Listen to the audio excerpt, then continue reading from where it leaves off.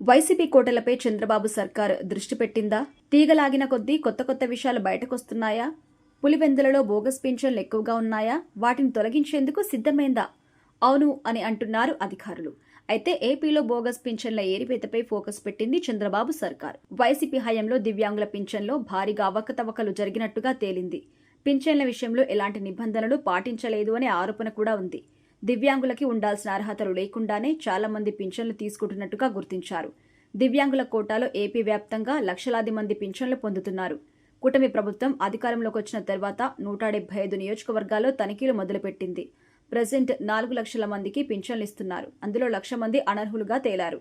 అనర్హుల జాబితాలో మాజీ సీఎం జగన్ సొంత నియోజకవర్గం పులివెందులలో ఎక్కువ మంది బోగస్ పింఛన్లు తీసుకుంటున్నట్టుగా తేలింది.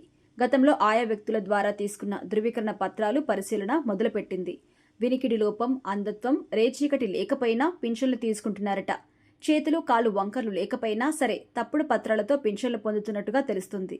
వాళ్ళంతా తప్పుడు సర్టిఫికేట్స్ సమర్పించినట్టుగా తెలుస్తుంది. మొత్తం మీద 50,000 మంది పైగానే తప్పుడు పత్రాలతో పింఛన్లు పొందుతున్నారని తేల్చారు అధికారులు. ఇక కంటి చూపు బాగున్న 23,000 మంది సరిగ్గా లేనట్టుగా సర్టిఫికేట్ పొందారు. చెవుడు లేకున్న 20,000 మంది బోగస్ పింఛన్లు తీసుకుంటున్నారట. ఏపీ అంతటా 5 లక్షల మంది దివ్యాంగుల కేటగిరీలో ఉన్న వారికి ధృవీకరణ పత్రాల కోసం నోటీసులు ఇచ్చారని తెలుస్తోంది.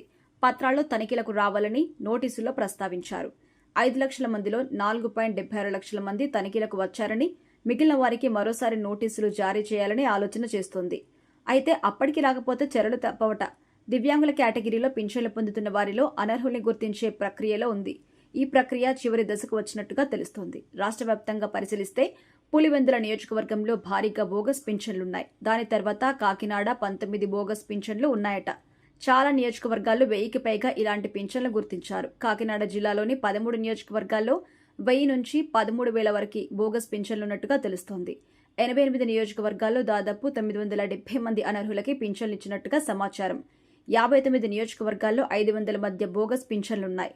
అత్యల్పంగా విశాఖపట్నం దక్షిణం 39, తాడికొండ 55, విశాఖ ఉత్తరం 57 బోగస్ పింఛన్లున్నట్టుగా తేలింది.